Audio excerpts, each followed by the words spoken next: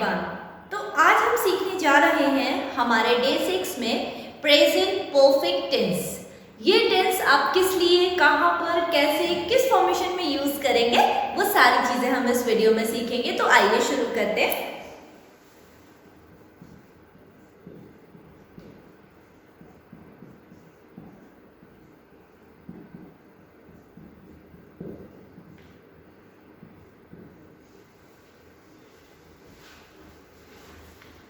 सबसे पहले as usual हम यहाँ पर लिख देते हैं स्ट्रक्चर ऑफ सेंटेंस, जो कि आपको कभी नहीं भूलना है गाइस। तो सबसे पहले सेंटेंस बनाने के लिए हम बात करते हैं सब्जेक्ट की, उसके बाद हमारा आता है helping verb,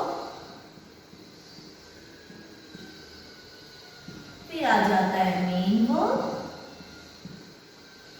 and at last we talk about object. ठीक है, तो ये फॉर्मेशन आप याद रखेंगे। इससे क्या होगा, आप इंग्लिश टू इंग्लिश भी सोचेंगे और फटाफट सेंटेंसेस को फॉर्मेट भी कर देंगे। तो सबसे पहले हम जानते हैं कि ये जो प्रेजेंट परफेक्ट टेंस है गाइस, इसमें एक बात का आपको ध्यान रखना है कि इसमें जो भी काम आपने अभी अभी पूरा किया है, रिसेंटली पूरा किया है, इमीडिएटली पूरा किया है, उस काम को आप बताते हैं। और इसमें हम लोग फिनिशिंग टाइम का यूज नहीं करते। हम इसमें ये मेंशन नहीं करते कि हमने वो काम कब खत्म किया है, वो समय, निर्धारित समय नहीं बताया जाता है। तो आइए शुरू करते हैं। अब रूल कहता है, अगर जो हमारे सब्जेक्ट है वो ही है, शी है, इट है या फिर सिंगुलर नाउन यानी कि कोई एक वचन है, तो हम इनके साथ यूज कर लेते हैं हैज प्लस वर्ब का थर्ड फॉर्म आप यूज करेंगे V3 एंड दैट्स इट। ये हमारा फॉर्मेट हो जाता है एंड सेंटेंस हमारा तैयार हो जाएगा। V3 मीन्स अगर आपको एग्जाम्पल दे तो हम कह सकते हैं डेकोरेट। डेकोरेट एक वर्ब है जो कि बेस फॉर्म है। डेकोरेट का मतलब है सजाना। अब इसका अगर हम पास्ट सिंपल बोले, सेकंड फॉर्म बताएं तो वो होगा डेकोरेटेड, जो कि हम सेकंड फॉर्म बोलते हैं। अगर आज जो हम सीखने जा रहे हैं उसे हम कहते हैं पास्ट पार्टिसिपल यानी कि वर्ब का थर्ड फॉर्म। तो वो भी यहाँ पर क्या हो जाता है, डेकोरेटेड। तो हमारी तीन फॉर्म्स क्या हो गई, डेकोरेट, डेकोरेटेड, डेकोरेटेड। अब हमेशा हर फॉर्म में ईडी नहीं लगता गाइस। यहाँ पर भी एक बड़ा सा कॉन्सेप्ट है रेगुलर और इरेगुलर वर्ब्स, उस टॉपिक पर हम बाद में डिस्कस करेंगे। अब अगर जैसे आप कहते हैं खाना, खाना खाने की बात होती है तो हम उस चीज के लिए जो वर्ब लगाते हैं वो होता है ईट। ईट का मतलब खाना। अभी जो ईट है गाइस, ये हम प्रेजेंट परफेक्ट में नहीं यूज कर सकते। यहाँ पर हमें उसका थर्ड फॉर्म यानी कि पास्ट पार्टिसिपल चाहिए होगा। तो फिर से सुन लेते हैं, तीनों फॉर्म्स क्या होंगे। पहला होगा ईट, दूसरा होगा एट, तीसरा होगा ईटन। ईट, एट, ईटन। अब आप यहाँ पर अगर देखें तो हर फॉर्म अलग अलग है। जैसा कि मैंने कहा कि रेगुलर और इरेगुलर दो तरीके की मेन वर्ब्स होती है। तो चलिए आगे बढ़ते हैं। अब जैसे मैंने आपको यहाँ पर बताया कि हम सिंगुलर की बात करें, सेंटेंस बना लेते हैं। हम कहेंगे कि वो घर सजा चुकी है। अब देखिए गाइस, हिंदी में हम चीजें बहुत सारे तरीके से बोलते हैं। कई सारे स्टूडेंट को लगता है कि हमारे अगर हिंदी सेंटेंस में चुका है, चुकी है होगा तभी हम प्रेजेंट परफेक्ट का यूज करेंगे। ऐसा नहीं है। आप इस सेंटेंस को दूसरे तरीके से भी बोल सकते हैं। आप ये भी कह सकते हैं, उसने घर सजा लिया है। अब ये आप पर डिपेंड करता है आप किस तरीके से चीजों को बता रहे हैं। ओके, ऐसे ही इंग्लिश में भी सेंस उस सेंटेंस का सेम होना चाहिए। हिंदी में आप कुछ भी सोच रहे हो, आप चुका है सोचे, लिया है सोचे, कर दिया है बोले, एवरीथिंग इज सेम। बस यहाँ पर ये जो आपको ध्यान रखने वाली बात है कि टाइम नहीं बताना है। मैं यहाँ पर कह रही हूँ कि वो घर सजा चुकी है। मैंने ये नहीं बताया कि उसने 12 बजे सजाया, कि उसने शाम को सजाया, कि उसने पिछले साल सजाया। वो जो फिनिशिंग टाइम है वो आपको नहीं लिखना है, क्योंकि यहाँ पर हम समय का यूज नहीं कर रहे। तो चलिए आगे बढ़ते हैं। मैं एक सेंटेंस रहने देती हूँ यहाँ पर। अब हम इसे कैसे बनाते हैं, ध्यान से देखिएगा। वह यानी कि लड़की की बात हो रही, तो हमारा जो सब्जेक्ट है वो हो जाएगा शी। अब एक लड़की है, सिंगुलर नाउन है, तो इसके साथ ऑब्वियसली जैसे नियम कह रहा है यहाँ पर हमें लगा देना है हैज। देखिए सब्जेक्ट हमने लिखा, हेल्पिंग वर्ब हमने लिख लिया। अब आ जाता है मेन वर्ब। जो हमारा मेन काम है लर्नर्स, वो किस चीज का हो रहा है, डेकोरेट। अब ये जो डेकोरेट है ये तो फर्स्ट फॉर्म है भाई, इसका थर्ड फॉर्म क्या होगा? डेकोरेटेड। जैसे कि अभी हमने बोला डेकोरेट, डेकोरेटेड, डेकोरेटेड, तो हम यहाँ पर क्या लिख देंगे? She has decorated, decorated home. Finish. Okay, अब ये जो थर्ड फॉर्म है ये आपको याद होनी बहुत जरूरी है। कोई भी काम जो आप खत्म कर दिए हैं, खत्म हो चुका है, आपके द्वारा खत्म कर लिया गया है, उसके लिए आपको थर्ड फॉर्म होना के पास होना जरूरी है। अगर थर्ड फॉर्म नहीं होगा तो फिर सेंटेंस बनाने में आपको प्रॉब्लम हो जाएगी। ठीक है, तो फिर से डिस्कस करते हैं। सबसे पहले सब्जेक्ट आ गया, फिर हेल्पिंग वर्ब आ गया, देन हमने मेन वर्ब लिखा और एट लास्ट जो भी बच गया जिसके बारे में बात हमारा डूअर कर रहा था वो भी हमने मेंशन कर दिया। तो ये तो हो गया हमारा पॉजिटिव सेंटेंस। अगर इसी तरीके से आपको कहना हो मैं खाना खा चुकी हूँ, सॉरी मैं पर अभी नहीं जाएंगे। अगर आपको कहना हो वो खाना खा चुकी है, अब फिर से आपको ईट का थर्ड फॉर्म चाहिए, तो आप कहोगे she has eaten food, is it? वो पूजा कर चुकी है, शी हैज वर्शिप्ड। इस तरीके से आप बोलोगे। वह बाजार जा चुकी है, she has gone to market. वह पत्र लिख चुकी है, she has written a letter. इस तरीके से अलग अलग फॉर्म्स के साथ आप अलग अलग सेंटेंस बना सकते हैं जो कि पॉजिटिव है, प्रेजेंट, जिसे हम इंडेफिनिट सेंटेंस भी कहते हैं। अब आ जाते हैं नेगेटिव पर। नेगेटिव में देखिए फिर से ध्यान रखेंगे, जो नॉट है हमारा वो हमेशा आएगा हेल्पिंग वर्ब और मेन वर्ब के बीच में ही आएगा, मिडिल में आएगा। तो हमें क्या करना है? वह घर नहीं सजा चुकी है, नॉट आ गया, कहां पर लगा they not? She has not decorated home. अब देखिए जो ये नॉट था मैंने कहां लगा दिया? हेल्पिंग वर्ब और मेन वर्ब के बीच में यानी कि मिडिल में लगाया। इसका जगह फिक्स है, आप चाहे टेंसेस कर रहे हो, मॉडल वर्ब्स कर रहे हो, इसका जो प्लेस है वो हमेशा फिक्स रहता है, तो वो वहां पर आप इसको लगा देंगे। अब आ जाता है इंट्रोगेटिव, जब हम क्वेश्चन पूछ रहे हैं। अगर क्वेश्चन है क्या वह घर सजा चुकी है, या आप कह सकते हैं क्या उसने घर सजा दिया है, एनीथिंग। आप एक ही लड़की की बात कर रहे हैं, प्रश्न पूछ रहे हैं यहाँ पर।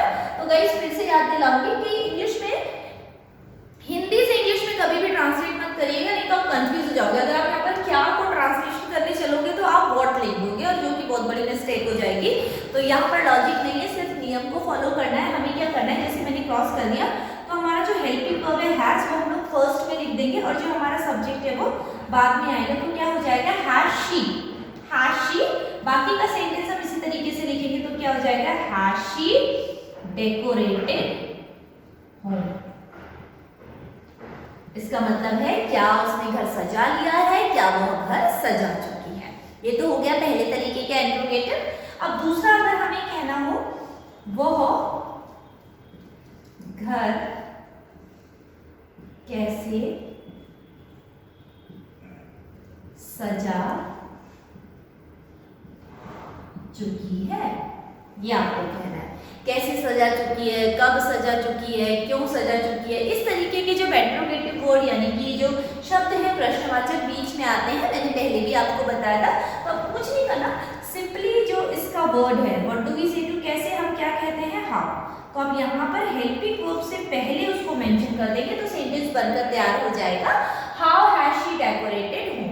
अगर यहाँ पर होता वो घर क्यों सजा चुकी है तो आप लिख देते when has she decorated home.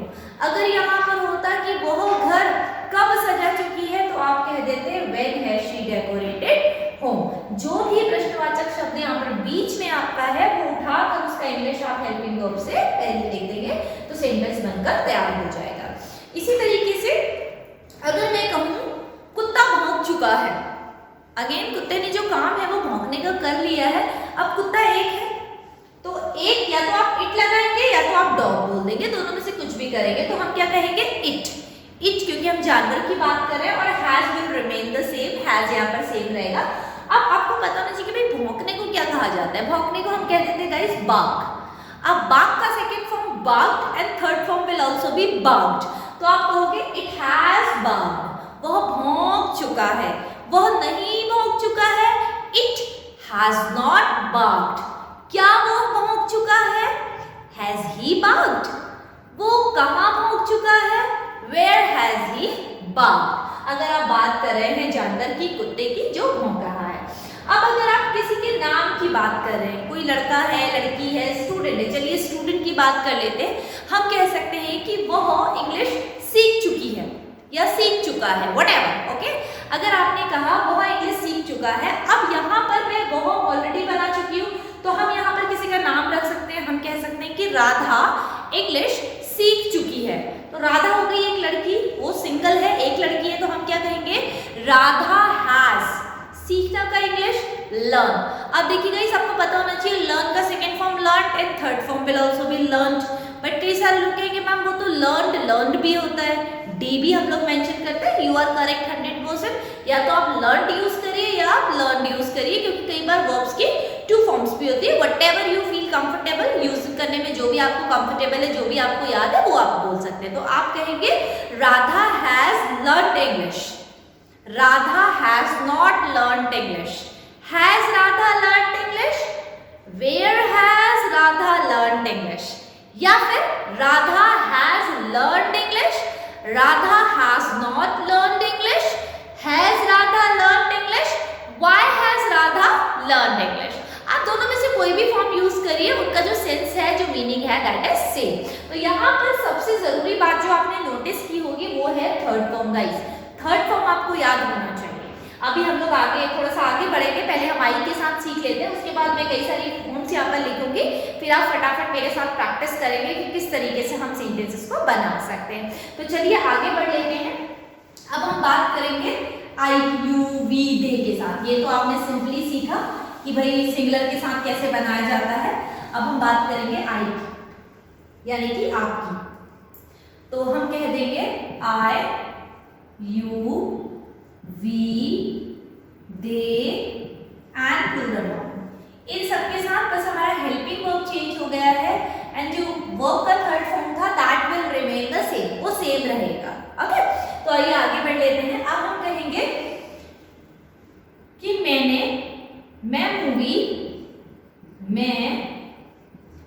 Movie देख चुका हूं, या आप कह सकते हैं मैंने मूवी देख ली है। दोनों में से कुछ भी बोल सकते हैं आप। मैं मूवी देख चुका हूं, या आप हिंदी में ये भी कह सकते हैं मैंने मूवी देख ली है। सेंस दोनों का सेम ही है कि भाई आपने वो जो मूवी देखने का काम था ना गाइस, वो खत्म कर लिया है। ठीक है, तो अब आ जाते हैं हमारे सब्जेक्ट पर। फिर से हम लोग फॉलो कर रहे हैं स्ट्रक्चर ऑफ सेंटेंस को। तो सब्जेक्ट है जो हमारा वो है आई। आई आ गया क्योंकि आप अपनी बात कर रहे हैं। उसके बाद आई के साथ अब आप हैज मत यूज करिएगा। बहुत सारे स्टूडेंट हैज यूज करते हैं जो गलत हो जाता है। आपको क्या यूज करना है? हाँ, तो आप कहेंगे आई हैव। देन मूवी देखना वॉच। जब आप मूवी देखने की बात करते हैं तो हम लोग यूज करते हैं वॉच। ठीक है, तो हम यहाँ पर वॉच का थर्ड फॉर्म लिखेंगे watched. I have watched movie. मैं मूवी देख चुका हूँ, मैं मूवी देख चुकी हूँ, मैंने मूवी देख लिया है, व्हाटएवर यू वांट टू से। तो सबसे पहले सब्जेक्ट आ गया, हेल्पिंग वर्ब आ गया, थर्ड फॉर्म आ गया, रेस्ट हमारा जो स्टफ था that will come under object, that's finished. अब आ जाते हैं नेगेटिव पर। मैं मूवी नहीं देख चुका हूँ, मैंने मूवी नहीं देखी है, व्हाटएवर यू वांट टू से। सिंपली हमारा जो फोकस है दैट इज नॉट, वो नॉट है, तो नॉट का प्लेस फिर से सेफ है यहाँ पर, जो कि बीच में है। हेल्पिंग वर्ब और मेन वर्ब के हम लगा देंगे आई have not watched movie. Finish. अब अगर हम कहें क्या मैं मूवी देख चुका हूं, क्या मैंने मूवी देख ली है इन हिंदी व्हाटएवर। बट जब भी फिर से बोलूंगी, ये जो क्या आ रहा है ना, ये आपको कंफ्यूज करेगा, तो कंफ्यूज बिल्कुल मत होइएगा। जब क्या से शुरू हो रहा है, हमारा हेल्पिंग वर्ब पहले आ रहा है, तो वो मैंने ऑलरेडी क्रॉस कर दिया है, तो हो जाएगा हैव आई वॉच्ड मूवी। इस तरीके से हमारा सेंटेंस बनकर तैयार हो गया। अब अगर यही चीज हम दूसरा इंट्रोगेटिव में सीखें कि भाई अगर हमें कहना है मैं मूवी कहाँ देख चुका हूं, कैसे देख चुका हूं, किसके साथ देख चुका हूं, कब देख चुका हूं, क्यों देख चुका हूं। जब भी इस तरीके के जो शब्द हैं वो बीच में आते हैं सेंटेंस के, तो आप इसका जो शब्द है वो उठाकर कहाँ लगा देंगे, हेल्पिंग वर्ब से पहले। तो कहाँ को आप कह देंगे गाइस, वेयर। तो आपने क्या कह देना है, where have I watched movie, मैं मूवी कहाँ देख चुका हूँ। अगर आप कहेंगे मैं मूवी क्यों देख चुका हूँ, तो आप कह देंगे why have I watched movie. इस तरीके से आप बनाएंगे। अब यही चीज हम डिस्कस करते हैं अगर हम बात कर रहे हैं यू की। यू की अगर बात करते हैं तो यू के साथ भी आपको हैव यूज करना है। अगर मैं आपसे कहूँ आप मूवी देख चुके हैं, तो फिर हो जाएगा you have watched movie, third form will remain the same. You के साथ हैव सेम है, बी का थर्ड फॉर्म है, सेम वर्ब हम लोग लगा रहे हैं, तो क्या हो जाएगा, यू हैव वॉच्ड मूवी, आप मूवी देख चुके हैं।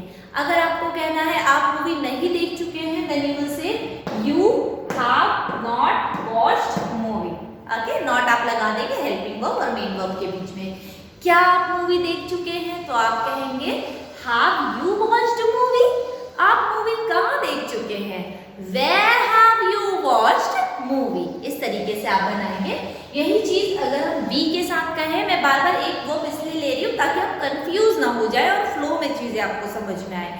अब हम कह देंगे कि भाई हम मूवी देख चुके हैं, हम का मतलब एक से ज्यादा लोग हैं, तो बी का प्रयोग हम करेंगे और हम कहेंगे वी हैव वॉच्ड मूवी।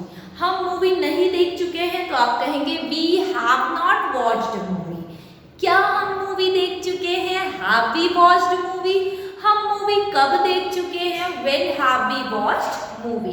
इस तरीके से बी के साथ भी आपने बना लिया। अब अगर आप बात करेंगे वे, हम हिंदी में कहते हैं ना वे बाजार जा चुके हैं, वे खाना खा चुके हैं, तो फिर हमें यूज करना होगा दे।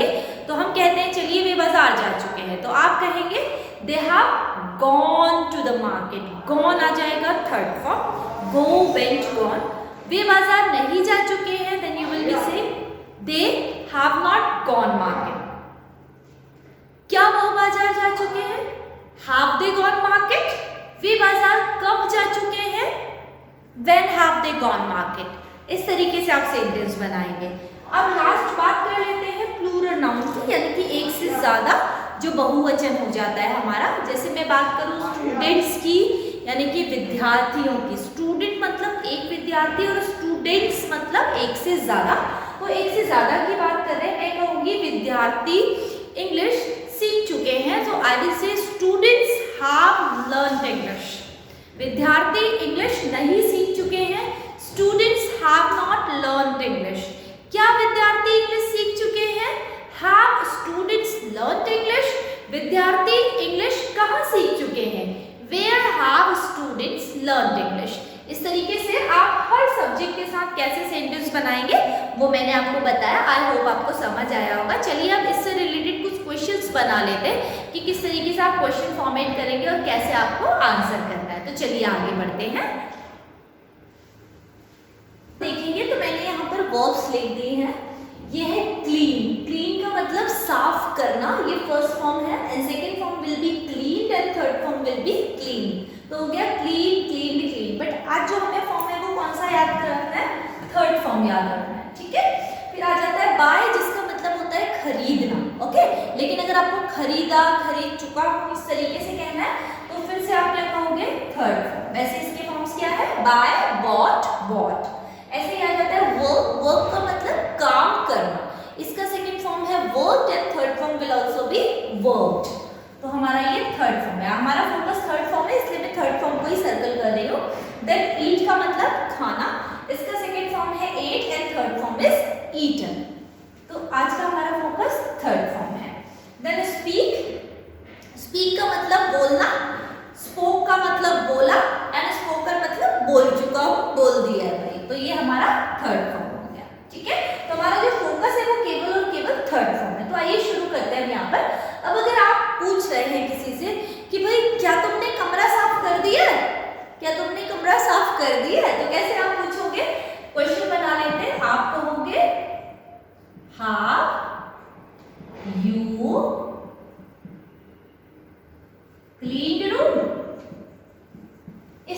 से आप क्वेश्चन पूछेंगे, क्या आपने कमरा साफ कर दिया है, क्या आप कमरा साफ कर चुके हो।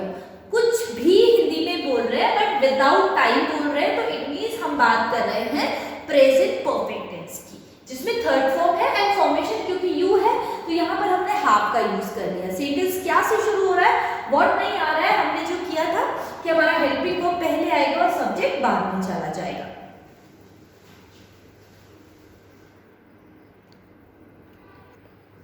अब दूसरा ये देखिए, इसका आंसर आप कैसे करेंगे। आप आंसर करेंगे, अगर आपको कहना है यस तो आप बंदे को आंसर करेंगे yes I have cleaned room. हाँ भाई, मैं कमरा साफ कर चुका हूँ। ठीक है, जो आंसर हमारा होता है गाइस वो हमेशा क्वेश्चन में ही छुपा होता है। अगर कोई आपसे टेंस पूछ रहा है प्रेजेंट परफेक्ट, क्वेश्चन में ही आंसर है, तो ना तो डरिएगा ना तो घबराइएगा।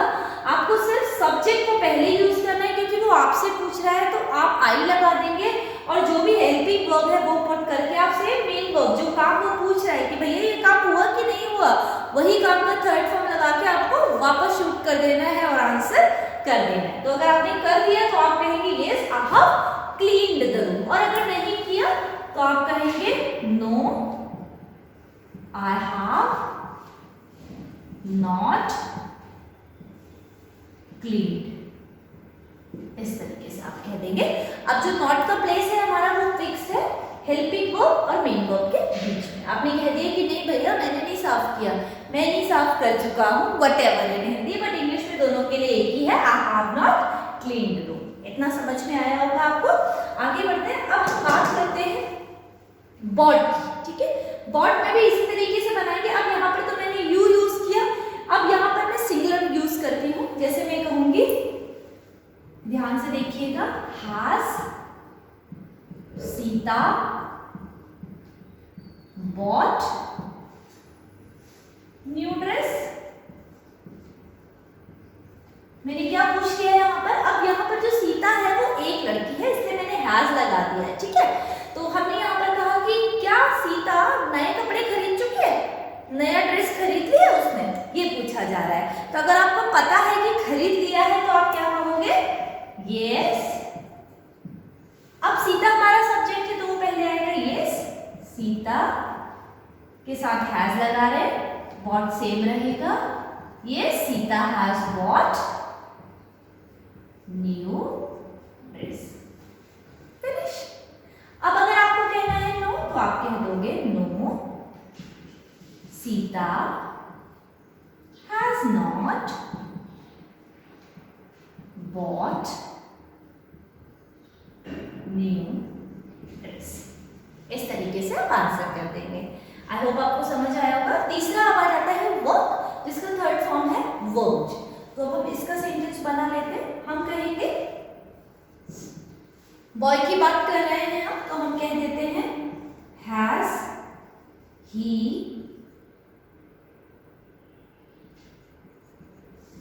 Worked, Has he worked nicely? क्या वो अच्छे से काम कर चुका है, केवल काम नहीं कर चुका है, क्या वो अच्छे से काम कर चुका है। तो अब आप आंसर करेंगे, एक लड़का है इसलिए हैज लगाया है। अब फिर से सब्जेक्ट पहले आ जाएगा, देखिए तो आप बोलोगे yes he has worked nicely. और अगर अच्छे से नहीं किया ऐसे ही कर दिया तो आप बोलोगे no he has not worked nicely. ठीक है, आपको समझ आ रहा होगा। आई होप क्लटर नहीं हो रहा है वीडियो में। Let me check once.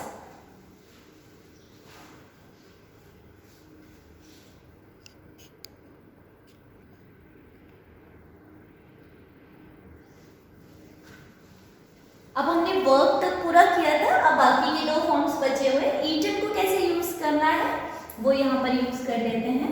तो हम कहेंगे क्वेश्चन में हैव दे ईटन फूड। दे लगाया है ताकि आपको हर सब्जेक्ट के साथ चीजें समझ में आए। तो मैं कह रही हूँ क्या वे खाना खा चुके हैं, क्या उन्होंने खाना खा लिया है। आप जस्ट आस्किंग, ओके। अब खाना खा लिया है भी हो सकता है और खा चुके भी हो सकता है, whatever you want you can think in Hindi, but English में दोनों के लिए सेम ही सेंटेंस है यहाँ पर। तो अगर आप कहते हैं यस तो यू विल से यस, फिर से सब्जेक्ट पहले आएगा, दे हैव ईटन फूड। वे खाना खा चुके हैं, उन्होंने खाना खा लिया है, क्योंकि वो प्लूरल थे इसलिए दे के साथ हमने यहाँ पर हैव का यूज किया। और अगर आप नो कह रहे हैं तो आप कहेंगे no they have not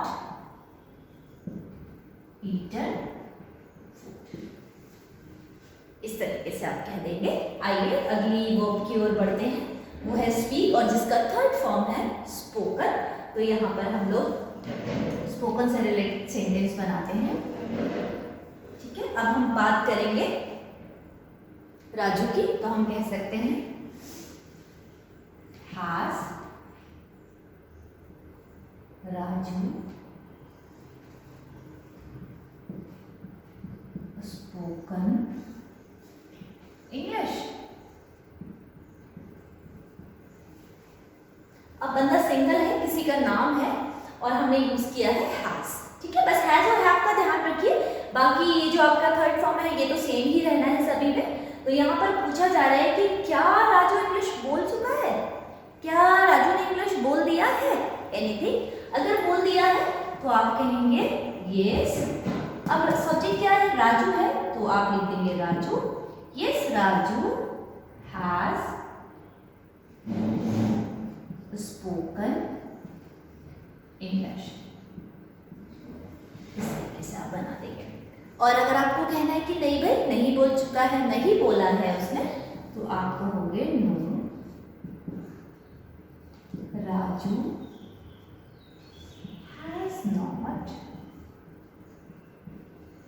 spoken English.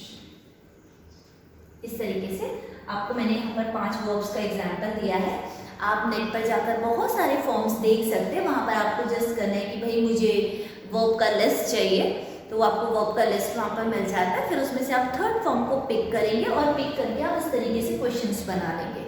ये तो वो क्वेश्चंस थे गाइस जो हमने हेल्पिंग वर्ब से बनाए थे, या तो हैज यूज कर रहे थे हम लोग या तो हैव यूज कर रहे थे।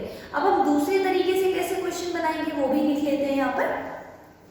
सो नाउ हम लोग सीखेंगे कि प्रेजेंट परफेक्ट में हम WH फैमिली से कैसे सेंटेंसेस बनाएंगे और आंसर कैसे करेंगे। तो आइए देख लेते हैं यहाँ पर।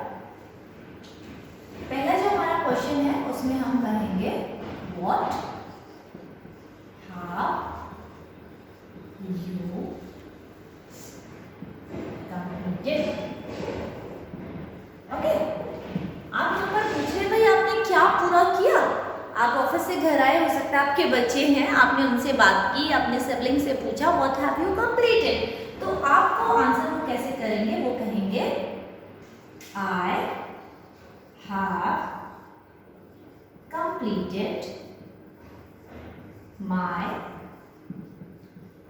Project work. ये काम उन्होंने कंप्लीट कर लिया है आज, ठीक है। आपने व्हाट पूछा, उन्होंने आपको बता दिया कि भाई क्या खत्म किया, क्या पूरा किया, तो उन्होंने बता दिया भाई कि प्रोजेक्ट पूरा किया, ठीक है। अब आ जाते हैं दूसरे क्वेश्चन पर। हम कह सकते हैं अगर घर पर कोई फीमेल है, आपकी बहन है या फिर कोई आपकी ममा है, सिस्टर है, उनके लिए आप कैसे पूछोगे। अगर आपको पूछना है उनकी प्रेजेंस के बारे में तो आप बोलोगे where has she gone. Where has she gone? आप उनकी प्रेजेंस पूछ रहे हो कि भाई अभी वो कहाँ है ना, उनकी उपस्थिति पूछ रहे हो। तो आपको जो घर में है बंदा वो आंसर करेगा she has gone to market। अगर मार्केट गई है, अगर मार्केट नहीं गई है, हो सकता हो बैंक गई हूँ, हो सकता है स्कूल गई हूँ, whatever the places जहाँ भी वो गई है वो वहाँ पर बता देते हैं, ठीक है। अब आ जाता है हमारा, फिर से क्वेश्चन ले लेते हैं यहाँ पर।